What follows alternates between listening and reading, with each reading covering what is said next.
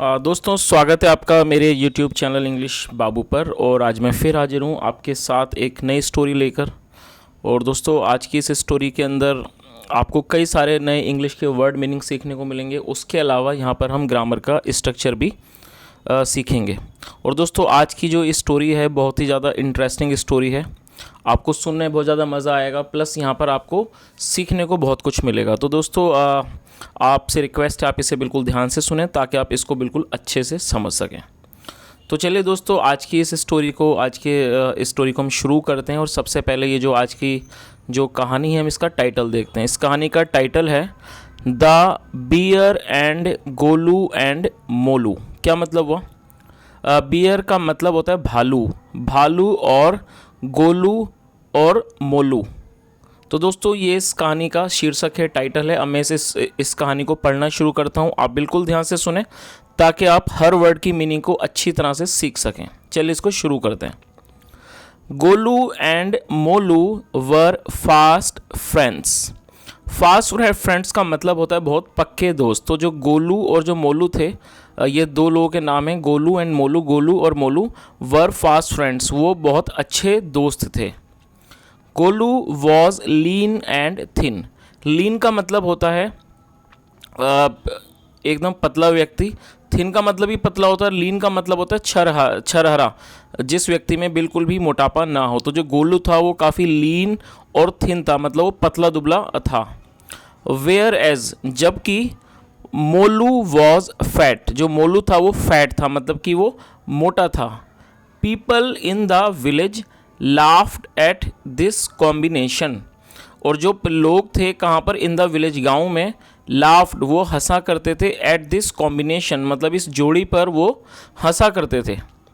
For a major period of the day. Major period का मतलब होता है एक लंबा समय या फिर एक लंबी अवधि। तो क्या मतलब हुआ? For a major period of the day, मतलब कि दिन के अधिकतर समय में। They would be seen together, उन्हें एक साथ देखा जाता। Everyone admired their friendship. देखिए एडमायर का मतलब होता है किसी की प्रशंसा करना। तो क्या मतलब हुआ? एवरीवन, हर कोई, एडमायर्ड, प्रशंसा करता था, देयर फ्रेंडशिप, उनकी दोस्ती की। वंस मतलब एक बार। दे गॉट एन इन्विटेशन, ये गेट की सेकंड फॉर्म है। गॉट इसका मतलब होता है प्राप्त होना, मिलना। तो क्या मतलब हुआ? वंस एक बार। दे गॉट एन इन्विटेशन, उन्हें एक निमंत्रण मिला। From one of their friends. One of their friends मतलब from one of their friends, उनमें से किसी दोस्त का, उनके किसी दोस्त का उन्हें निमंत्रण मिला। One of their friends. Who had invited them. देखिए ये जो हु है इसका मतलब, वैसे ये एक WH फैमिली वर्ड है, इसका मतलब कौन होता है, लेकिन हु का प्रयोग पॉजिटिव वाक्यों में भी किया जाता है। जब हम किसी व्यक्ति को रिलेट करते हैं तो ये एक रिलेटिव प्रोनाउन है। तो यहाँ पर इसका क्या मतलब हुआ?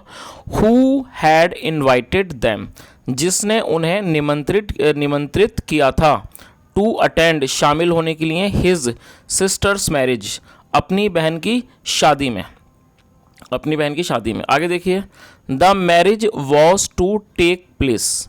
क्या मतलब हुआ? वॉज टू का मतलब होता है जब हम ऐसा कोई वाक्य बनाते हैं जिस वाक्य में ना था, नी थी, ने थे आता है, तो वहाँ पर वॉज टू का प्रयोग किया जाता है। तो इस लाइन का क्या मतलब हुआ? The marriage was to take place. और टेक प्लेस का मतलब होता है होना, विवाह जो है वो होना था, या कह सकते हैं शादी को होना था। Marriage was to take place in a nearby village, एक पास के गांव में। तो इस लाइन का क्या मतलब हुआ? जो विवाह था उसको होना था एक नियर बाय, एक पास के गांव में। अब आगे देखिए, but in order to reach the village. देखिए ये जो आप वर्ड देख रहे हैं इन ऑर्डर टू, आपने इसका यूज़ पहले भी कई बार देखा होगा। इन ऑर्डर टू का मतलब होता है करने के लिए। तो आप इस वर्ड को यूज़ कर सकते हैं और इसको हम काफ़ी ज़्यादा इसका यूज़ किया जाता है इंग्लिश स्पीकिंग में, और जिसका मतलब होता है के लिए, करने के लिए। तो क्या मतलब हुआ? बट, लेकिन। In order to reach the village, मतलब कि in order to reach the village, गांव पहुंचने के लिए। रीच मतलब पहुंचना और विलेज मतलब गांव। But in order to reach the village, गांव पहुंचने के लिए।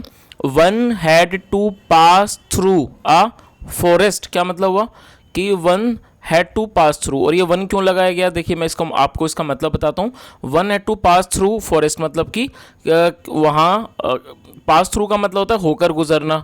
तो क्या मतलब हुआ कि one had to pass through a forest, गांव में पहुंचने के लिए जंगल से होकर गुजरना पड़ता था। और हैड टू का मतलब है कि ये पास्ट का वाक्य है। जब भी पास्ट में कोई ऐसा वाक्य बनाते हैं जहाँ पढ़ता था वगैरह आता है, पढ़ता था, पढ़ती थी, तो हैड टू का प्रयोग किया जाता है। तो इस लाइन का क्या मतलब हुआ, one had to pass through a forest, मतलब उस गांव को पहुंचने के लिए उस जंगल से होकर गुजरना पड़ता था।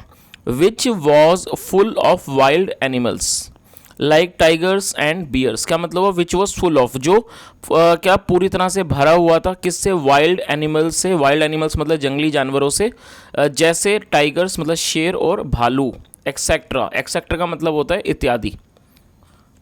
देखिए दोस्तों यहाँ पर आप देख भी सकते हैं ये दोनों फ्रेंड्स गोलू एंड मोलू। चलिए आगे स्टोरी को देखते हैं हम। While walking through the forest, while walking through, walk का मतलब चलना होता है, तो क्या मतलब हो, while walking through the forest, जंगल में चलने के दौरान। और दोस्तों वाइल का मतलब होता है दौरान, while walking through the forest, जंगल में चलने के दौरान। गोलू एंड मोलू सॉ, देखिए ये जो वर्ड है SAW, ये सी की सेकंड फॉर्म है जिसका मतलब होता है देखना। कई लोग इसको सा पढ़ते हैं लेकिन वो एक रॉन्ग प्रोनाउंसिएशन है, तो दोस्तों इसको आपको सा नहीं पढ़ना है, जो इसकी करेक्ट प्रोनाउंसिएशन है वो है सॉ। और ये सी की सेकंड फॉर्म है जिसका मतलब होता है देखना। तो क्या मतलब हुआ, while walking through the forest, मतलब कि जंगल में चलने के दौरान। गोलू एंड मोलू सॉ, गोलू और मोलू ने देखा, आ बियर, एक भालू को देखा। कमिंग टूवर्ड्स दैम, अपनी तरफ आते हुए, टूवर्ड्स मतलब होता है और, कमिंग टूवर्ड्स दैम, अपनी ओर आते हुए। Both of them got frightened, देखिए फ्राइटेंड का मतलब होता है भयभीत। जब कोई व्यक्ति बहुत ज़्यादा डर जाता है तब इस वर्ड का यूज़ किया है। फ्राइटेंड मतलब डरा हुआ, भयभीत। और ये एक एडजेक्टिव है, और एडजेक्टिव को यदि आप वर्ब के रूप में प्रयोग करना चाहते हैं तो वहाँ पर आपको गेट का प्रयोग करना होता है। और ये पास्ट इंडेफिनेट है, इसलिए गेट का गॉट यूज़ किया, क्योंकि गॉट जो है वो गेट की सेकंड फॉर्म है। तो क्या मतलब हुआ, both of them got frightened, वो दोनों घबरा गए, या कह सकते हैं वो दोनों बहुत ज़्यादा भयभीत हो गए। Golu who was lean and skinny, lean का मतलब होता है, जैसे मैंने आपको बताया, लीन का मतलब पतला दुबला, और स्किनी का मतलब होता है बहुत ही ज़्यादा ऐसा व्यक्ति जो बिल्कुल ही पतला हो, उसे स्किनी कहा जाता है। तो क्या मतलब हुआ, Golu who was lean and skinny, Golu जो बहुत ही ज़्यादा लीन और मतलब कि पतला दुबला था। रैन टूवर्ड्स अ बिग ट्री, ये रन की सेकंड फॉर्म है, रैन वो भागा, टूवर्ड्स अ बिग ट्री वो एक बड़े पेड़ की तरफ भागा। एंड क्लाइम्ड ऑन इट, और वो उस पर चढ़ गया। क्लाइम का मतलब होता है चढ़ना। और दोस्तों जब भी ये चढ़ने का वर्ड यूज़ होगा, पेड़ वगैरह पर चढ़ना, कहीं भी चढ़ना, वहाँ पर क्लाइम का वर्ड यूज़ किया जाता है। क्लाइम मतलब चढ़ना, और ये सेकंड फॉर्म है। तो क्या मतलब हुआ, जो गोलू था, who was lean and skinny, जो काफ़ी पतला दुबला था, वो भागा किसकी तरफ, एक बड़े पेड़ की तरफ। एंड क्लाइम्ड ऑन इट, और वो उस पर चढ़ गया। पुअर मोलू, पुअर का मतलब गरीब होता है और बेचारा भी होता है, तो यहाँ पर इसका मतलब बेचारा है। पुअर मोलू मतलब कि बेचारा मोलू। बीइंग फैट, मोटा होने की वजह से, या बीइंग फैट मोटा होने पर। कुड नॉट रन, वो नहीं भाग सका। फास्ट, वो तेज़ नहीं दौड़ सका। एंड क्लाइंब अप, और वो नहीं चढ़ पाया। द ट्री, पेड़ पर।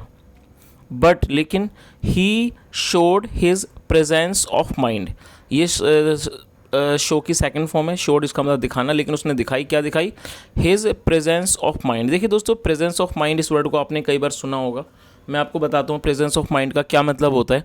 प्रेजेंस ऑफ माइंड का मतलब होता है व्यक्ति की इस तरह की सोच कि वो व्यक्ति किसी भी स्थिति में, या किसी भी ऐसी स्थिति में जहाँ पर व्यक्ति पैनिक हो सकता है, घबरा सकता है, वो व्यक्ति किस तरह से मतलब अपने दिमाग का इस्तेमाल करता है, तो उस तरह की चीज़ को प्रेजेंस ऑफ माइंड कहते हैं। कि जब व्यक्ति ऐसी सिचुएशन हो, जब वहाँ बहुत ज़्यादा घबराने वाली सिचुएशन हो, लेकिन वो ना घबराए और वो बिल्कुल कूल माइंड से कोई फैसला ले, तो उसको क्या कहा जाता है, प्रेजेंस ऑफ माइंड, मतलब कि दिमाग का इस्तेमाल हम इसको कह सकते हैं। तो क्या मतलब हुआ, but he showed his presence of mind, लेकिन उसने अपनी प्रेजेंस ऑफ माइंड दिखाई, मतलब उसने अपना दिमाग दिखाया।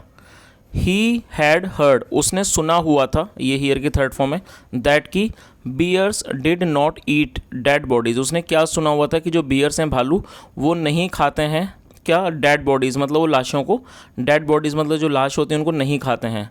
सो ही ले डाउन, वो नीचे लेट गया। स्टिल, स्टिल का मतलब होता है बिल्कुल जब व्यक्ति ना हिले डुले उसको स्टिल कहा जाता है। सो ही ले डाउन स्टिल, वो बिना वो नीचे लेट गया बिना हिले डुले, ऑन द ग्राउंड, ज़मीन पर। एंड और हेल्ड हिज ब्रीथ, और उसने अपनी सांसों को रोक लिया। ये होल्ड की सेकंड फॉर्म है, हेल्ड, इसका मतलब थामना, रोकना। एंड हेल्ड हिज ब्रीथ, उसने अपनी सांसों को रोक लिया।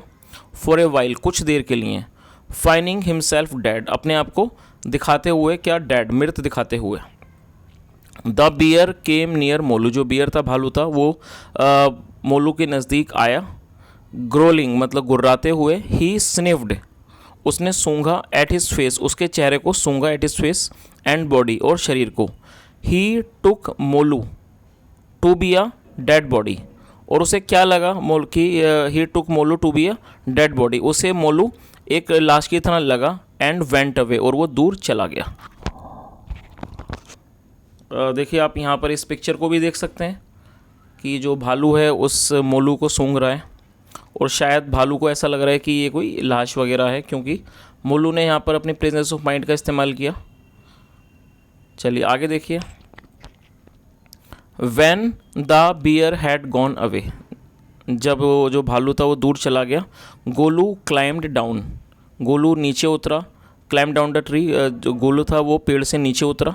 क्लाइम डाउन का मतलब होता है नीचे उतरना, climbed down the tree. He went to Molu, वो मोलू के पास गया। एंड आस्क्ड, और पूछा। आई सॉ, मैंने देखा।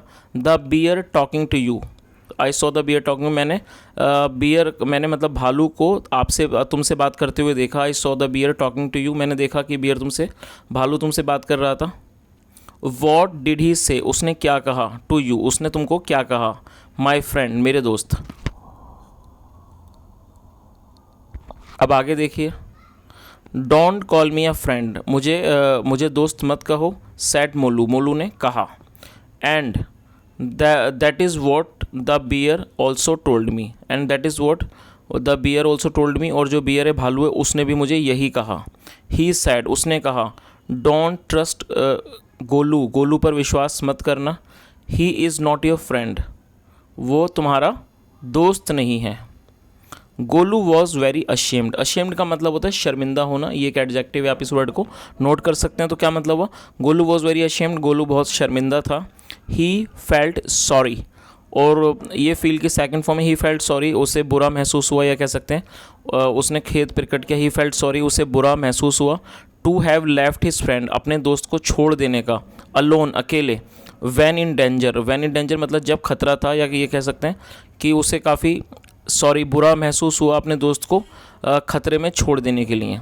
10 इस प्रकार देयर फ्रेंडशिप, जो उनकी मित्रता थी, दोस्ती थी, ended for ever. For ever का मतलब हमेशा के लिए, एंडेड, और एंड का मतलब था ख़त्म हो जाना। तो जो उनकी दोस्ती थी, देयर फ्रेंडशिप एंडेड, वो ख़त्म हो गई। फॉर एवर, हमेशा के लिए। अब देखिए दोस्तों, इसका जो मोरल है वो क्या है। A friend in need is a friend indeed, ये आपने ज़रूर सुना होगा। अ फ्रेंड इन नीड मतलब एक दोस्त जो ज़रूरत में होता है, in need, is a friend indeed, वही वास्तव में दोस्त होता है। तो दोस्तों इससे काफ़ी अच्छी ये एक शिक्षाप्रद कहानी है, जिसके अंदर हमें एक सीखने को मिलती है कि दोस्त वो नहीं होता जो सिर्फ नाम का दोस्त होता है, दोस्त वही होता है जो बुरे समय में हमारे काम आता है। तो दोस्तों मैं उम्मीद करता हूँ स्टोरी अच्छी लगी होगी आपको, और यदि आपको ये मेरा प्रयास अच्छा लगा हो तो वीडियो को ज़रूर लाइक करें, शेयर भी करें, उन लोगों के साथ ज़रूर शेयर करें जो लोग इंग्लिश सीखना चाहते हैं। और दोस्तों चैनल को सब्सक्राइब करें, बेल आइकन प्रेस करें ताकि आपको नोटिफिकेशंस मिलती रहें। यहाँ तक सुनने के लिए thank you so much. Have a nice day and bye.